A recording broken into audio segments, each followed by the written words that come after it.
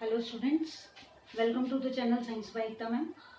आज हम पढ़ेंगे class 10th mathematics chapter number 9 को हम लास्ट क्लास में सॉल्व कर रहे थे, जिसमें हमने क्वेश्चन नंबर 1 to 5 सॉल्व कर लिए थे। ये जो चैप्टर है इसमें हमें एंगल्स फाइंड आउट करने हैं, जिसमें कुछ एक जो इजीएस्ट क्वेश्चन थे वो हमने सॉल्व कर लिए थे। अब हम चलते हैं चैप्टर में आगे आगे, जैसे ग्रेजुअली हम धीरे धीरे बढ़ेंगे वैसे वैसे क्वेश्चन का स्टैंडर्ड थोड़ा सा बढ़ता जाएगा, लेकिन इतना कठिन नहीं है कि हम सॉल्व नहीं कर सकते, आराम से सॉल्व कर सकते हैं। और आज की क्लास में हम आगे वाले जो क्वेश्चन हैं एक्सरसाइज के उनको सॉल्व करते हैं। तो क्वेश्चन नंबर 5 तक हमने सॉल्व कर लिए थे। क्वेश्चन नंबर 6 को हम आज की क्लास में क्वेश्चन नंबर 6 से आगे सॉल्व करेंगे। क्वेश्चन नंबर 6 को पढ़ना स्टार्ट करते हैं। देखिए क्वेश्चन नंबर 6 क्या है। क्वेश्चन नंबर 6 है 1.5 meter tall boy standing at a distance from a 30 meter tall building. सबसे पहले डायग्राम बना लें। तो ये एक 30 मीटर टॉल बिल्डिंग है, इससे कुछ दूरी पर एक लड़का खड़ा हुआ है।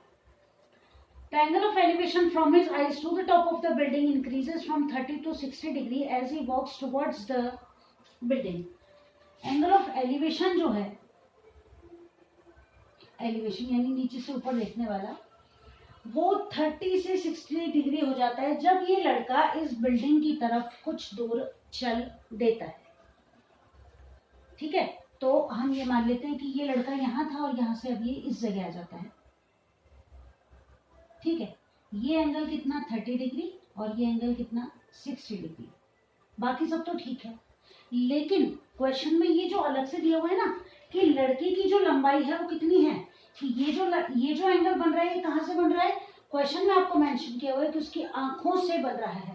अब यहाँ इस लड़के की हाइट देने के पीछे क्या रीजन है। देखिए कि हमारी जो पूरी हाइट है, आंखें सबसे ऊपर है, यानी कि हमारी पूरी लंबाई, मान लो ये लड़का 1.5 मीटर का है, तो ये जो लंबाई है ना इसकी 1.5 मीटर, ये नीचे कम हो जाएगी। ठीक है, और अब ये लड़का मान लो ये यहाँ पर खड़ा है, ठीक है, ये 1.5 मीटर लंबा है, तो ये 1.5 मीटर जो है ये कम हो गई कहाँ से, इस 30 मीटर में से। तो देखो ये जो पूरी लंबाई थी ये तो कितनी है 30 मीटर, लेकिन अब 1.5 मीटर यहाँ पर जब हमने कम कर दी तो ये कितनी रह गई 30 माइनस 1.5 दैट इज 28.5 मीटर। समझ में आया कि नहीं बताओ, कि ये 1.5 मीटर लंबा लड़का है। ये आपको नहीं बनाना है, समझाने के लिए मैंने बना दिया है कि ये 1.5 मीटर लंबा लड़का यहाँ खड़ा है। जब ये यहाँ खड़ा है इस बिल्डिंग को देख रहा है जिसकी की लंबाई 30 मीटर है, तो इसकी आंखों से जो एंगल बन रहा है इस बिल्डिंग के टॉप को देखने वाला वो 30 डिग्री बन रहा है। जब ये इस बिल्डिंग की तरफ थोड़ा सा चल लेता है तो यही एंगल कितना हो जाता है 60 डिग्री हो जाता है। 1.5 मीटर हमने इसलिए कम कर दिए क्योंकि इस लड़के की जो लंबाई है वो कितनी है 1.5 मीटर है। तो अब जो बिल्डिंग की हाइट है इसकी लंबाई के बराबर हाइट बिल्डिंग की कम हो गई इसके देखने के हिसाब से, तो अब बिल्डिंग की जो हाइट है इसके हिसाब से वो कितनी हो जाएगी 28.5 मीटर हो जाएगी। ठीक है, इनको हम नाम दे दें अलग अलग एंगल्स को। तो ये देखो ए हो जाएगा, इसको बी लिख दो, ये सी मान लो और ये डी मान लेते हैं। ठीक है, अलग अलग अब हमारे पास 2 ट्रायंगल हो गए और देखो ए बी सी डी हो गया। मान लो ये ए है, ये ई है और ये एफ है। भाई ओरिजिनल ट्रायंगल तो यही है ना, लेकिन हाइट के अकॉर्डिंग हम अब इस ट्रायंगल को कंसीडर करने वाले हैं। कंडीशन नंबर 1 देखो, पहली कंडीशन हम देखते हैं ट्रायंगल किसको देखें, ए सी और डी को। ठीक है, हमें क्या निकालना है क्वेश्चन में, देखिए हमें जो चीज फाइंड आउट करनी है वो क्या है, find the distance he walk towards the building.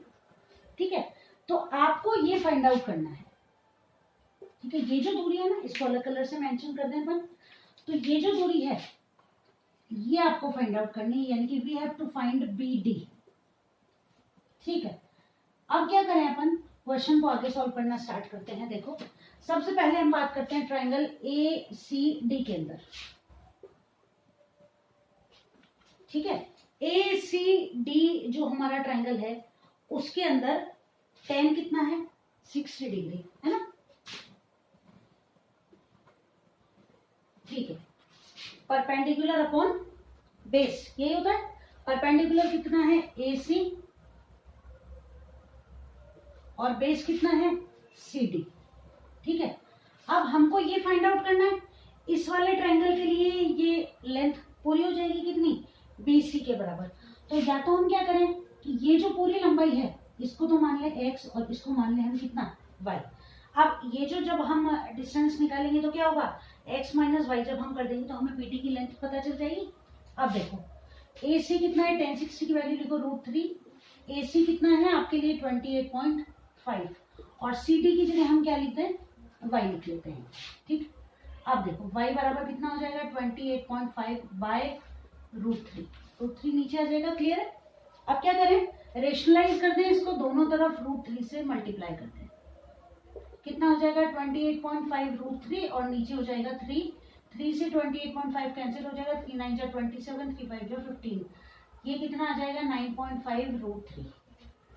एक काम कंप्लीट हुआ। अब देखो दूसरा सेकंड नंबर, ट्रायंगल AC और B या ABC लिख लेते हैं अपन, ट्रायंगल ABC के, ठीक है। ट्रायंगल ABC के अंदर देखो कितना है 10 30 degree will be equal to AC by, ये हाइट हो गई, बेस कितना हो गया BC, क्लियर। AC की 10 30 की वैल्यू लिखो 1 बाय √3, AC वो ही 28.5 और BC कितना हो जाएगा x प्लस वाई, क्लियर है। x प्लस वाई की वैल्यू अपन लिख देंगे यहाँ पर पूरी, ठीक। अब देखो ये हो गया, या इसको x लिख दें, हाँ x प्लस वाई नहीं, ये x में से y लेस करेंगे तो ये आएगा, तो इसको अपन क्या लिख दें, PC की जगह BC को हमने कितना ले लिया x, ठीक है। अब देखो x की वैल्यू यहां से निकालो 28.5 √3, दोनों मल्टीप्लाई हो जाएंगे। अब देखो दोनों वैल्यूज आ गए आपके पास, x की आ गई y की आ गई। अब आपको क्या करना है, x में से y लेस कर दो और क्या आ जाएगा आपके पास डिस्टेंस, जितना कि ये लड़का चल कर गया। तो आप यहाँ लिखोगे अब इसके बाद distance covered by the boy towards the building, clear. कितना है ये BD और BD बराबर कितना है, देखो BC माइनस CD, सही है। BC कितना है, BC हमने ले लिया है x और CD हमने ले लिया है y। x और y की वैल्यू दोनों इक्वेशंस में से लिख देंगे। x कितना है देखो 28.5 √3 माइनस 9.5 √3, सही है क्या।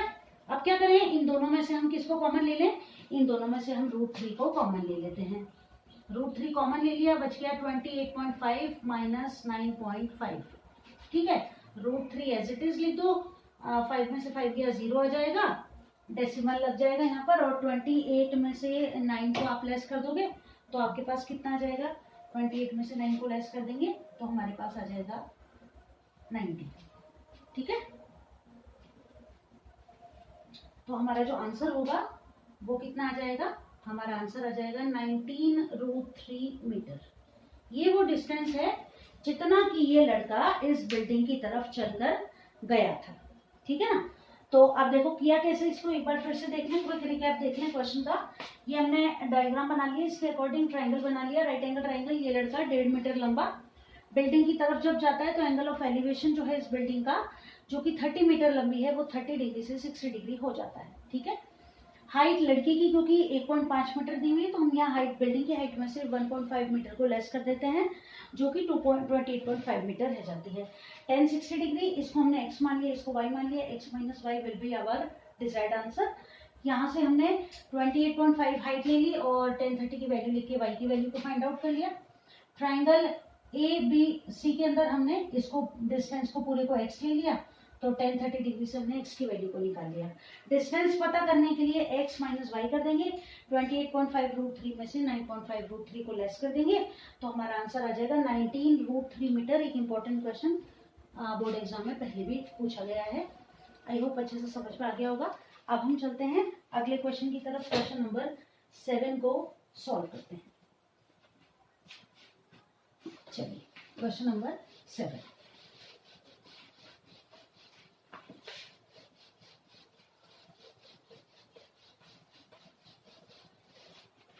चलिए क्वेश्चन नंबर 7 को सॉल्व करते हैं। From the point on the ground,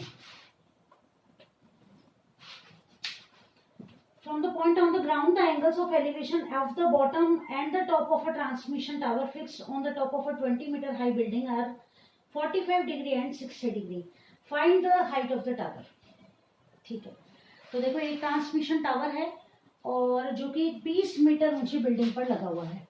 अपन देखते हैं ना वो टावर लगे हुए रहते हैं किसी बिल्डिंग के ऊपर. ठीक है, तो ये जो बिल्डिंग है ये तो 20 मीटर ऊंची है और इसकी हाइट हम कितनी मान लेते हैं, h मान लेते हैं. ठीक है, एंगल जो बता रखे हैं, बिल्डिंग को देख रहे हैं तो ये बिल्डिंग मान लेते हैं अपन यहाँ तक, और ये इसके ऊपर ट्रांसमिशन टावर लगा हुआ है. ये जो एंगल है ये तो बन रहा है 45 डिग्री और ये जो एंगल है ये बन रहा है 60 डिग्री. क्लियर. अब हमें क्या करना है, we have to find out h, यानी कि जो ट्रांसमिशन टावर लगा हुआ है ना इसकी हाइट हमको फाइंड आउट करनी है. अलग अलग नाम लिख देंगे, ABCD लिख दें, PQR लिख देते हैं. चलो PQR और ये हो गया S. क्लियर है. अब देखो दो ट्रायंगल हो गए हमारे पास, एक तो हो गया SRQ और एक हो गया PRQ या PQR. ठीक है, इन दोनों ट्रायंगल्स के अंदर क्वेश्चन को सॉल्व करते हैं. सबसे पहले वैल्यू निकालते हैं इस ट्रायंगल से. हाइट हमारे पास है तो देखो ट्रायंगल SRQ के अंदर ये 90 डिग्री है हमारे पास. देखो tan 45 degree is equals to perpendicular upon base. ये हमको पता नहीं है, इसको हम x मान लेते हैं. ठीक है, परपेंडिकुलर कितना है देखो SR और बेस कितना है QR. tan 45 की वैल्यू आपने लिखी 1, SR is equals to 20, QR एक बार हम x मान लेते हैं, x की वैल्यू कितनी आ गई 20. ठीक है, अब अगला ट्रायंगल PRQ.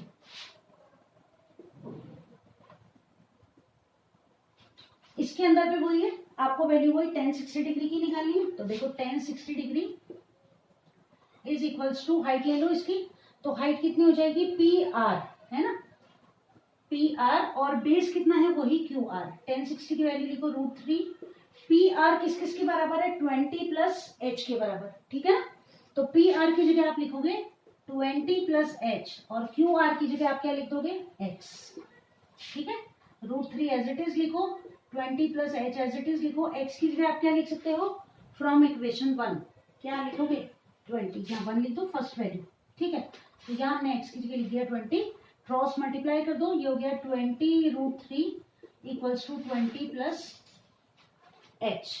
ठीक है, अब आपको h की वैल्यू निकालनी है तो h की वैल्यू यहाँ से निकाल लो. h will be equal to 20 √3 as it is, 20 इधर चला जाएगा माइनस का हो जाएगा, 20 आपने कॉमन ले लिया, अंदर ब्रैकेट में बच गया √3 माइनस 1 और यहाँ आ जाएगा मीटर. 20 √3 माइनस 1 ये हो गई हाइट ऑफ द टावर, है ना. यहाँ से लेके हो यहाँ तक ये हाइट ऑफ द टावर है. ठीक, तो यहाँ लिख दो height of the tower. Easy सा क्वेश्चन है और एग्जाम में आ जाता है ऐसा क्वेश्चन, तो आना चाहिए अपने को करना.